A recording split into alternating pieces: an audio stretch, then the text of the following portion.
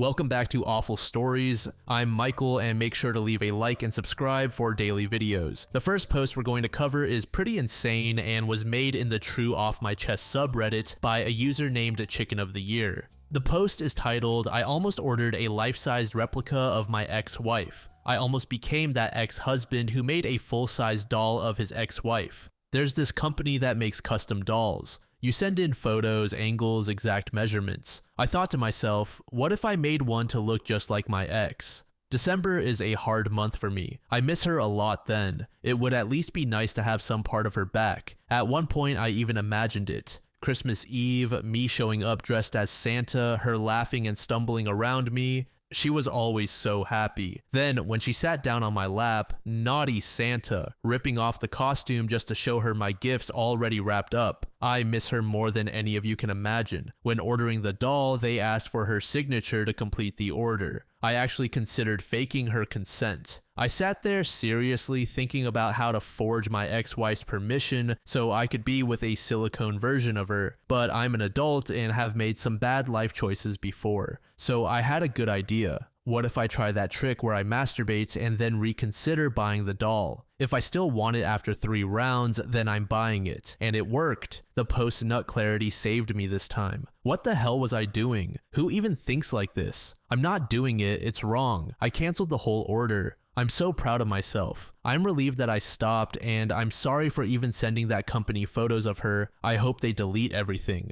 I should just make a doll of a female version of myself instead." Superforce said, the weird thing is, I came across your previous post on this sub just once, but I went through your other posts at that time. By the way, they were really weird. As soon as I read the title, I knew exactly who this could be. Nick Father Bull said, "I'm very jealous of my blind friend after reading this." The second story for today was also made in the True Off My Chest subreddit by a throwaway account. The post is titled, "I deeply regret having my son and being his mom. I'm a mother of 2 children, both adults now, and I deeply regret having my son. When he was younger, we knew he was different, and he was diagnosed with level 3 autism when he was 4 years old. He's always been nonverbal and has several special needs we've accommodated. However, he was a very sweet little boy until puberty. At 14, he began to be destructive, punching holes in walls, screaming, throwing objects at me and his father, and worst of all, in my opinion, attacking his sister. My daughter is honestly the only reason I don't consider myself a failure as a mom. She's 18 now and going to university on a full tuition academic scholarship, studying animal science. The university she attends is only a 30-minute bus ride away from our home, so she lives with us to save on rent. She was born when our son was 5 and met her physical milestones behind schedule. However, she knew all of her colors by 7 months and all of her letters and their sounds by 15 months. She even knew her numbers up to 50 by the time she was 2.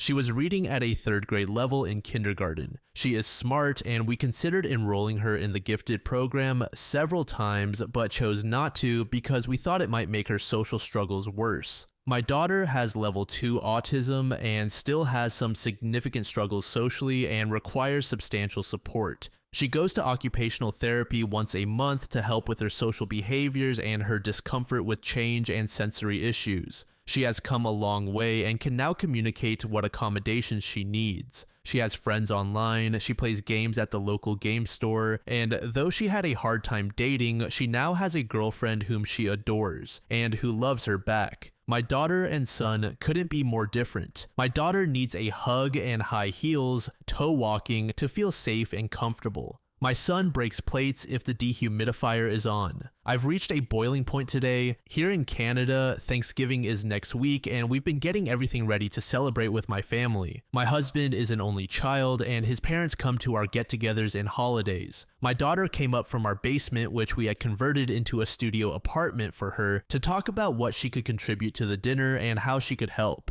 Her phone started vibrating on the table, and that was enough to set my son off. He hit my daughter so hard, she almost fell over. She now has a black eye and has gone downstairs to stay away from him. My husband is furious, and I know he feels the same way I do. We sent our son to his room, and my husband is downstairs with our daughter. I can hear her crying as I'm typing this, and it's killing me. I hate my son. I hate being his mother. I wish he was never born. I wish I was only my daughter's mom. Then maybe I wouldn't regret being a parent. My daughter deserves a safe place to live. She deserves parents who love her and who don't have to worry about a toddler in a grown man's body. I regret being her mom too, because she deserves to live a life without walking on eggshells. If I could have a do-over, I would still want to be her mom, just not his. I would be a better mom and a better person if he didn't exist. Shiny Boat said, it may be time to have him move to a home more suitable for him. He is a danger to your family at this point. I'm so sorry to hear this. You all deserve safety.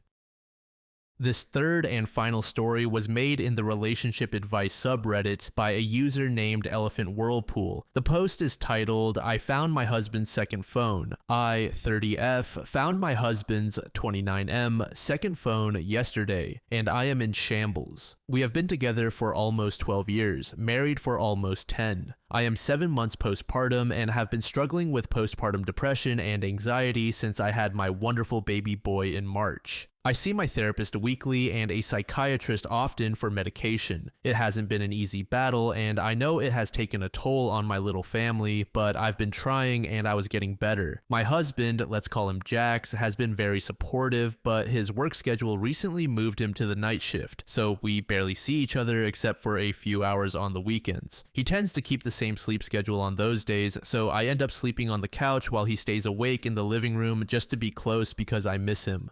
Well, fast forward to yesterday. I was looking for his car keys to move the car, and while searching his work bag, I found his old phone. I immediately felt my stomach drop because I thought he had gotten rid of it and it was fully charged, so it had been used recently. I woke him up and had him unlock it for me. He swore there was nothing on it and claimed he was just trying to download pictures from it to his laptop. He lied. There was a second account on Reddit and an associated email account full of sexual messages, posts, and comments with other women. I messed up and locked the phone when he tried to take it, so I don't know the PIN to get back in and take screenshots, and he refuses to give it to me. When I ran out of the room, he deleted both the Reddit and email accounts. I feel sick to my stomach. I don't know where to go from here. I quit my job because he wanted me to be a stay-at-home mom. I'm a homebody with pretty much no friends, and to make things harder, his family lives with us. Where do I go from here? Update. He came clean and told me he was sexting 10 different people over the span of a month or two. He also admitted to doing this 4 years ago, all through his primary and secondary Reddit accounts. He said he wants to fix this and will do whatever it takes. I'm at such a loss. I am broken. I told his mother and she is on my side and said it is my choice what happens next, not his. Thank you for all your kind words and advice. I have requested to see my therapist twice this week and will continue to do so going forward until I can come up for air. I am still trying to figure out what is best for me and my baby boy. I have been applying for jobs all day to reestablish my independence. This was infuriating to read. After almost 12 years together and the huge life change of having a baby, it's devastating to find out your partner has been secretly sexting multiple people. It's a brutal betrayal on top of an already overwhelming time with postpartum depression and anxiety. The fact that OP quit her job to be a stay-at-home mom at his request makes it even worse. Now she's stuck feeling isolated, vulnerable, and completely dependent, while he's been hiding this massive secret. His attempt to lie about what was on that phone and then deleting everything when confronted screams guilt and total disrespect for her feelings. And it's especially cruel considering she's been struggling and trying to get better with therapy and medication. Being a parent is hard enough without this kind of emotional chaos shaking the foundation of your marriage. I'm glad OP has the support of her therapist, her mother, and that she's actively applying for jobs to regain her independence. That's huge. It's a hard road ahead for sure, but reclaiming control over her life and decisions is a crucial first step.